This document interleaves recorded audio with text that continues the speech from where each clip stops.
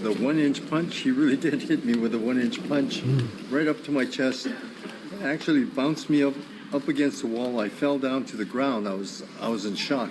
I was surprised that he did that to me. But still, the power that he had in his punch was tremendous. At one time, I said to him, well, you know what, if we had a fight, if we came to a fight, I would just lay down. He said, what would you do if I just laid down? Because, you know. Literally saying, I'm his pull guard. I'm his Jiu-Jitsu guy. Get on my back. Come on. That's literally what he's saying. That's funny.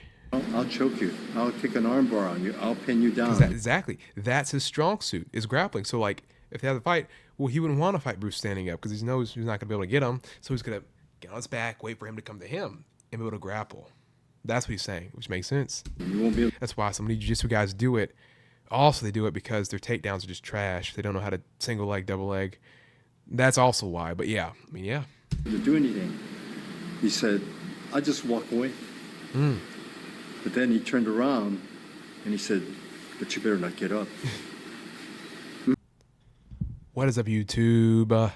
Welcome back to the video. You saw the title, you saw the intro. We got another JKD React video. We'll be reacting to Hayward Nishioka, one of Bruce Lee's friends and training partners, talking about Bruce Lee, how good he was he really all that, and it's gonna be a really good video. If you're new here, please hit the subscribe button right now. I'll wait.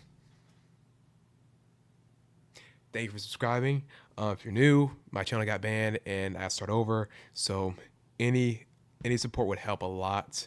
And without the way, we're gonna get into the reaction. If you like my stuff, first of all, leave a comment and follow me on Instagram at Joelpollardjkd. And also, if you want to learn actual JKD, martial arts, getting in shape, all that good stuff, I have a $10 martial art course in the link in the description of this video, or if you go to my homepage on YouTube, you'll see it. So the link, $10, get all the JKD access you want. It's very good. It's a pretty good deal. A lot of the guys like it, and without the way, it's gonna be a very good video. So I'm gonna do more of these reacts. And here we got Hayward Nishioka. I see so many guys. Bruce Lee wasn't that good. Bruce Lee didn't really fight. Bruce Lee's a fake phony. Bruce Lee. Yet they do no research. They don't actually research what Bruce Lee was like. The whole point of why I even do these videos is because I too was like, well, Bruce Lee was okay. He was like, okay, whatever, you know. He was okay. And then a few years ago, I was trying to find like what's the best martial arts style. And research stuff, I kind of heard about this JKD stuff, Jeet-Kune-Do. I was okay. It was like, well, Bruce Lee made Jeet-Kune-Do. Well, how good was Bruce Lee? Like, I was like, well, I'm thinking about learning JKD, like, I want to, like, how was he legit? Like, was he good or was he just an actor? Like, I don't know. And so I did a ton of research on Bruce Lee. Like, not John Little, not Kung Fu Genius level, but close. I've done so much, like, it's crazy. And with this, there's so much irrefutable evidence that he was as good as he says he was, and that he was one of the greats. That's why I make these videos. There's too much evidence. There's too much evidence. So when guys say, he didn't really fight, he would have got knocked out today, and they don't do any research. The first thing research-wise you can do to see if Bruce Lee was good or not, watch interviews of Bruce Lee students or people that knew Bruce Lee talk about Bruce Lee. That's the first way. Don't look up Ramsey Dewey and see what he said about. Go to the source, find people that were actually there and watch that. I mean, of course, if you can ask them. Like I said, I mean, I briefly trained with Guru Dan Asano. Very awesome guy, awesome instructor. I love him. Very helpful. I mean, not only awesome, but they got to talk to him and ask him questions and be like, yo, like, what's the deal? Was he really, how good was he? You know, I asked him that. And I won't tell you what he said, but if you could guess, it's pretty awesome. Very legit. He told me the guys who sparred. He was there. He watched. And he told me that he was levels above everybody else he sparred. Karate champions that he sparred, levels above him. Couldn't touch him. But that's neither here nor there. Watch people talk about Bruce Lee that actually knew him. And you'll actually start to hear how good was this guy. Was he really just for show? Was he fake? And today that's what we're doing. We're reacting to Hayward Nishioka. If you do not know, Hayward Nishioka, this guy right here, world judo champion, national champion as well. I mean, great judoka. And people don't really understand in the 60s especially, judo, Brazilian jiu-jitsu came from judo, really. It came from judo. If you don't know the history, that's fine. I'll tell you a little bit. But the Gracies originally did judo. And then they have the story of, pretty much practicing judo, but only the ground game of judo. Because in judo, there is guard and back mount and arm bars. And there's grappling submissions in judo. That's where it came from. But the Gracies did more training in only grappling, and that's when they developed Brazilian Jiu-Jitsu of actual ground game. But judo players have ground game. They have ground game. It's just not as in-depth as Brazilian Jiu-Jitsu players. I mean, judo guys will submit you. They will throw you and submit you because judo is more, it's more whole, as in they really do takedowns, throws, and submissions, or at least at the time. They did takedowns, throws, and submissions. Whereas, Brazilian Jiu-Jitsu today is more of just submissions and grappling work. They do takedowns, but they're not that good. They're not like a wrestler. They're not like a judo guy. They're okay. That's one thing in the UFCs you start to see.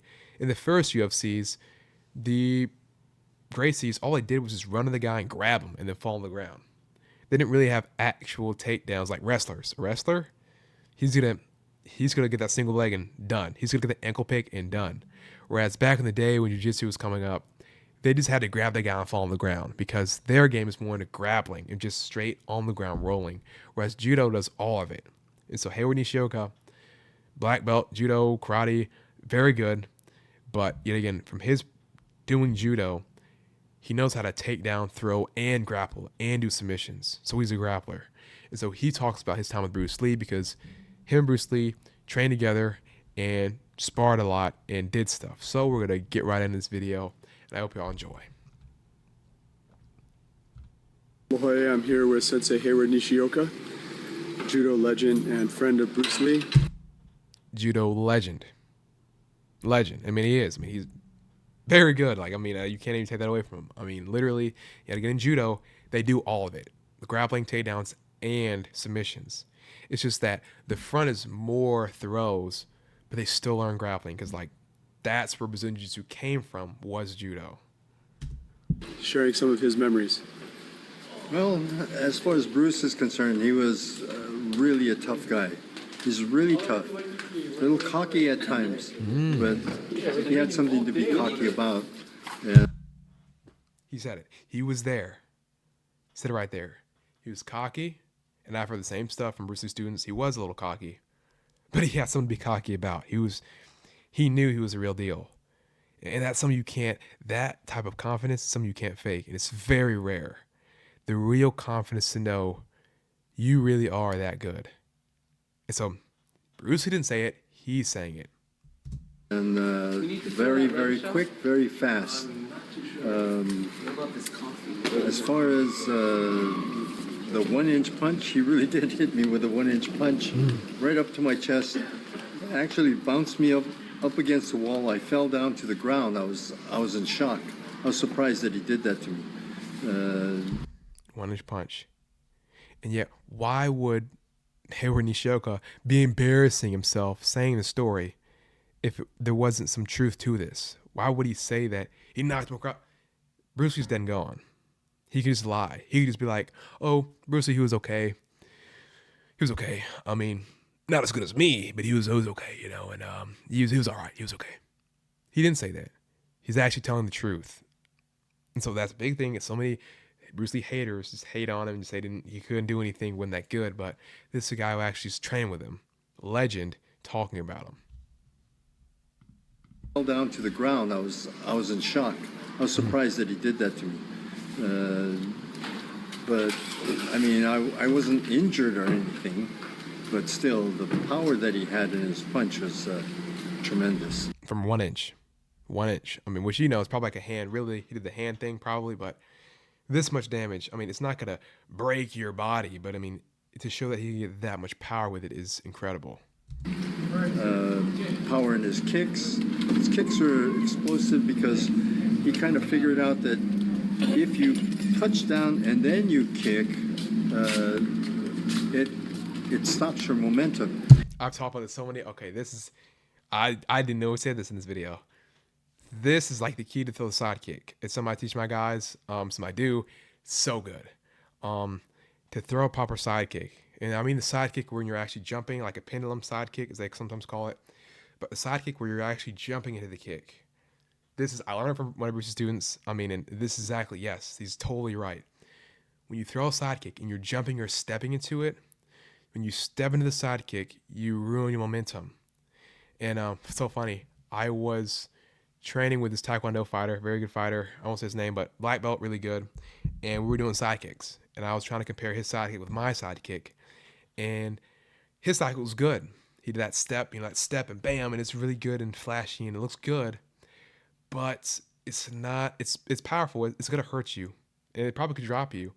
But when most people do the side kick and they plant their feet, step through and kick, when they do that, they're only using muscle. They're only using their leg muscle and their glutes. They're not really using as much as they could be. Versus when you step or jump into it, when you do the step, you want to step and kick before you land your foot on the ground. So that all that momentum, that hop into the kick, all of it goes straight into the person. I'm going to find a video real quick because it's such a, I didn't know he said this in this video. It's such a good point. Let's see. I'm going to find a Bruce Lee side kick. Yo, let's look at, okay, let's do this. I mean, we could do Bruce Lee, but I mean, you can look up Bruce Lee. You can look up, I mean, he does a side kick good, but I'd show it on here as well. I mean, we can compare, but I mean, it doesn't matter. Okay. I don't know if that was a good example. That might not be a good example. Okay, so when I'm jumping and pivoting my foot, and I'll show Bruce Lee too doing this, I'm doing the step and the jump, the pendulum step, whatever you want to call it. I don't know what to call it, but I'm doing the shift. When I want to land the kick and land the foot on the ground either at the same time or land the kick first, then the foot on the ground. Because if I jump and I plant with the foot, then kick, all the momentum from this build up and jump goes straight into the ground. And then when I kick, I'm only using muscle to thrust it out. And then it only works if you're bigger and stronger than the guy. Versus the way Bruce did it, he figured out when you're kicking, when I land at the same time as I kick, the momentum goes in the person. And now it's body weight, momentum, and muscle going in the kick. And so it's more forceful. So let's see. So here, that was not the best example, but okay, he's bigger than me. I'll go slow-mo. And then I'll show Bruce, and then we'll get back to the video. But this is like, please, like, if you're doing side kicks, please do it right. Because your side kick should knock somebody over. It should knock them over every time. Doesn't matter how good they brace, it should knock them over. It should make them go flying. Yeah, that's the thing with the Taekwondo guys. They're good, but their side kicks aren't up to par. I mean, they could be better. I mean, if they do Taekwondo, all they do is kick. So their kicks should be pretty good. So that's the thing. I was talking to the guy. I mean, this is a better way to throw it more powerfully. Because this kick is for when there's distance. If he's coming up to you trying to fight or you're sparring his distance, you can do this. Another way, if you're sparring, you can, and I don't have video of this, but I've developed to get faster to where I can close the distance like fast, to where I can just throw the kick out and make them block it. But if they block it, they'll fly back and fall anyway. But so we'll go slow. So there I go. I do the hop. Bam. So this is about the same time. Notice I didn't plant, then kick like a Taekwondo guy. But it should be at the same time. And yet again, heavier than me, bigger than me, I'm lighter and I'm able to push him back. We'll do it again. I'll do this place. This is about to keep you, boy. He gonna kick somebody. I mean, but no, it's a really good kick. So see, you're landing the foot as you're kicking out to get all momentum in the kick. But that was fun. That was not the best form, but okay, now really Bruce Lee's.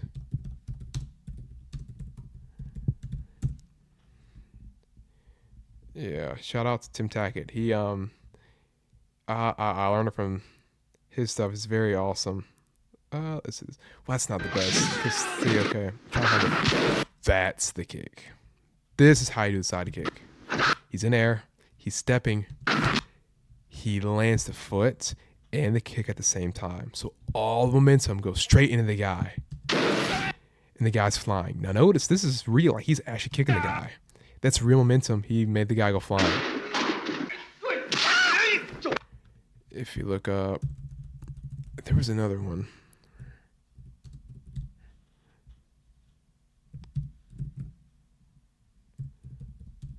There's another video of him doing a demonstration. It's really good.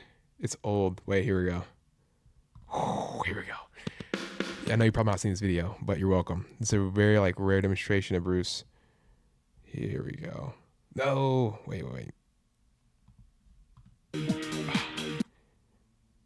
Come on. He does a side kick, and it's so freaking impressive. Okay, here we go. Yet again, it's the same thing. Now watch this. That's Bruce Lee. So there you go. He's done the Karate Guy kick to show his power. I mean, incredible. I mean, he's so impressive. Okay, bam. He moves around. Bam. The guy's falling on the ground, feet away. And yet again, he hops into it and he lands at the same time. See, so he lands a kick and not a plant kick. Not to this. Let's see.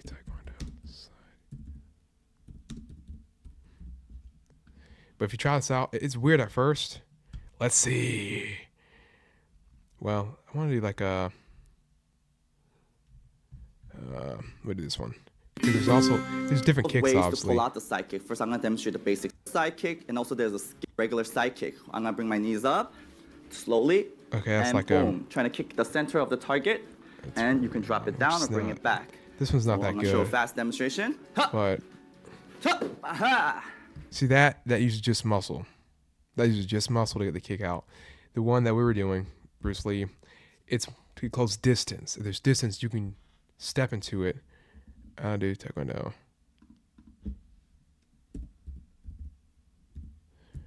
Yikes. That's not it. Stepping. Here we go. Side step technique. No. Step behind, please. Okay, he's bowing. Here we go. There we go. This is exactly what the guy did. I mean, he's good, but this is no power in this. So it's like, if the guy's 100 pounds heavier than you, you want to kick him when he doesn't get up. And at least when I kick them, they're gonna fly over and they're gonna fall. I mean, that's what you don't want. You want a technique that's awesome. And so I like my side kick the way Bruce did, because even if they block it, they fall on the ground. That's what you really want. This one is the wrong way to do it. There's distance. So now he needs to move to her to kick. This is when you use the kick. Obviously, if he's close, if he's just like right in front of her, he would just lean back and throw the kick, and that'd be a different kick. Just be a regular side kick. But with this one, a jumping side kick or pendulum step, whatever you want to call it, he should hop in pendulum step. He's going to be kind of jumping midair. He's going to jump and switch his feet and then land like I did it earlier. But most all Taekwondo guys do is step through one. And that only uses muscle. See, that only uses the thigh, the hamstring, and the glute. That's all it uses. The momentum you got from the step is lost because you're playing in the ground. And it's okay. It's okay. But it could be way better. So that's so funny. I didn't know he said that in this video. That's so funny he said that. Let's go back. Kick, it stops your momentum.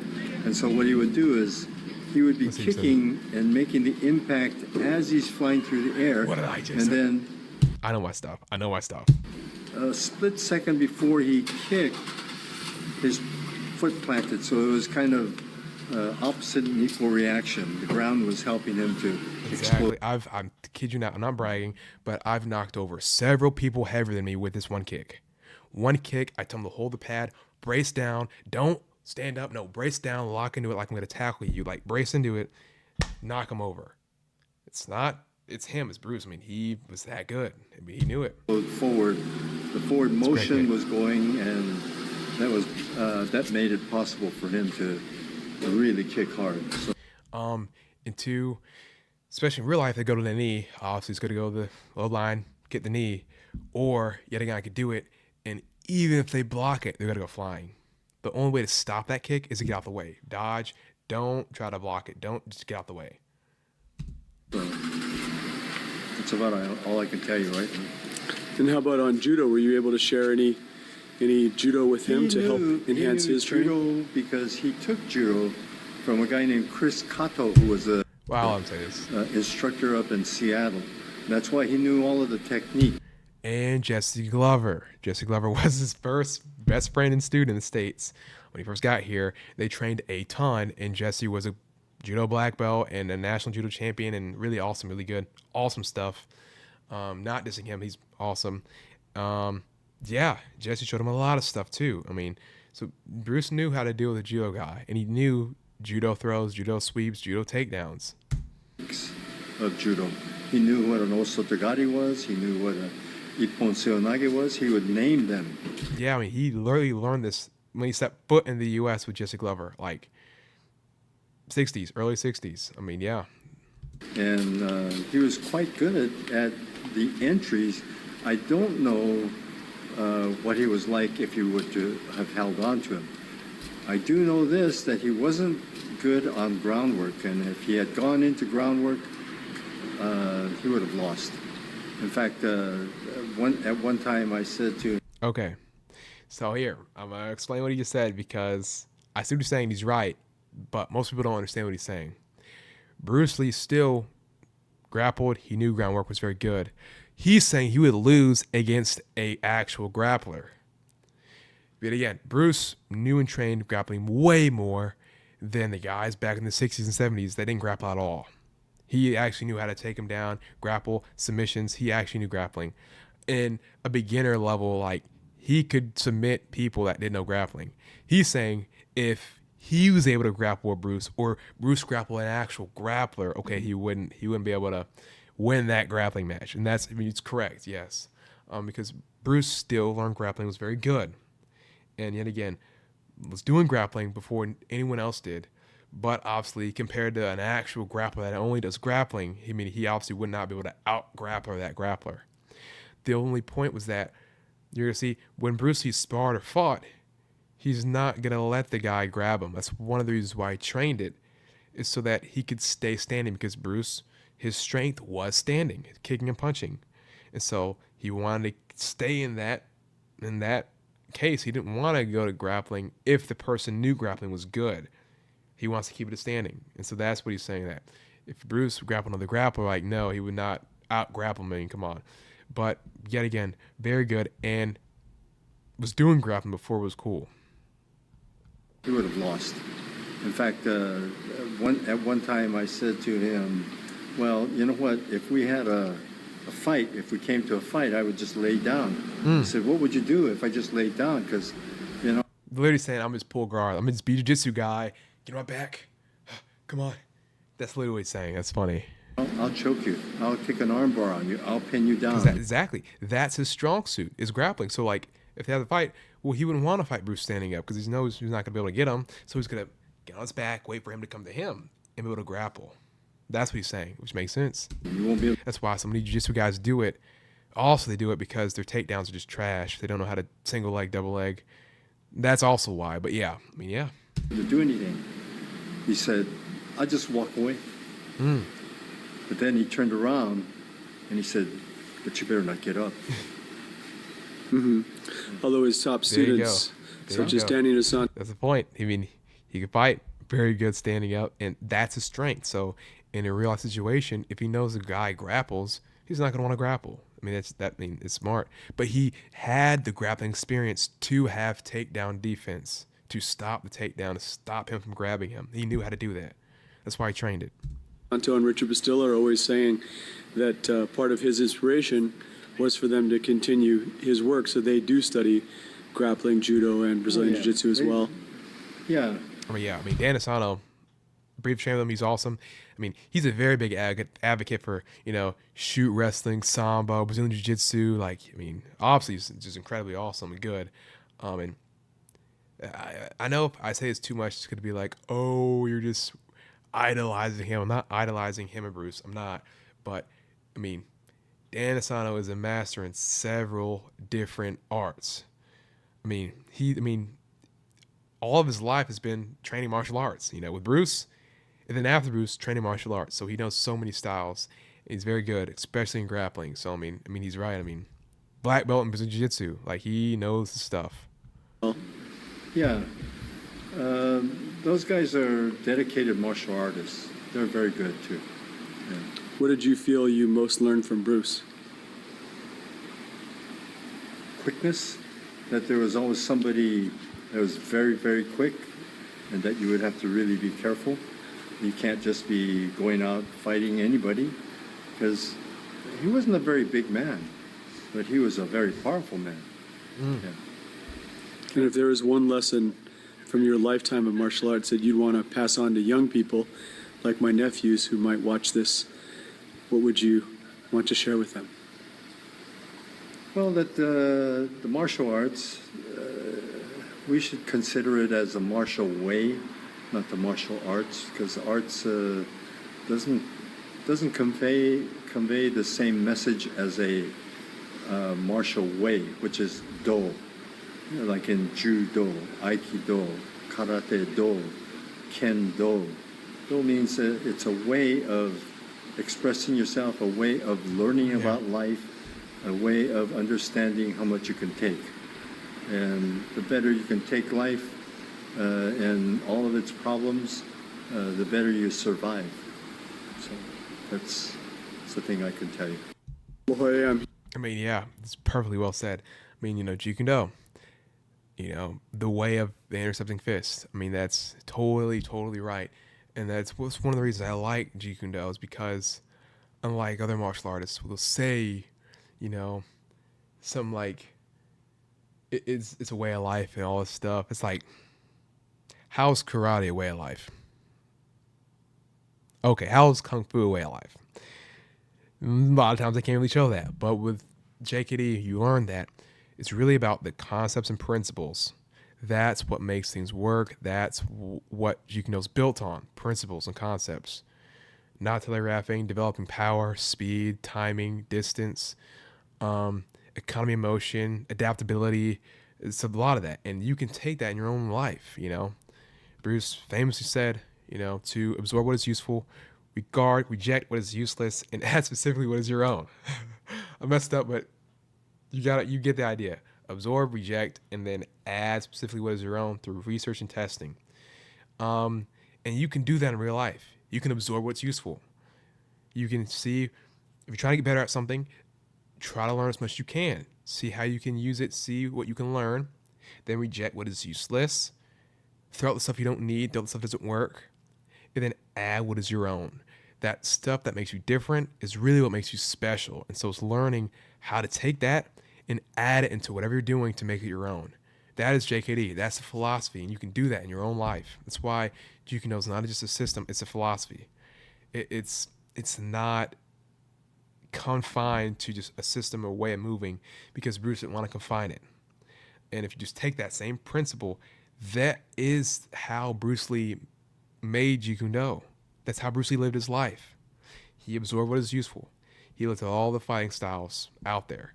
And he looked at all the effective techniques, be it grappling, be it punching, kicking, finger jabbing, kneeing, elbowing. He looked at all techniques that are useful, that work, that are effective. Then he rejected what is useless. He then later threw out all the forms, all the stuff that wouldn't work, all the blocking, all the stuff that just would not work in today's environment. And then he added what is his own. He did so much research, he found what worked best for him and was able to put his own touch on it, like the sidekick.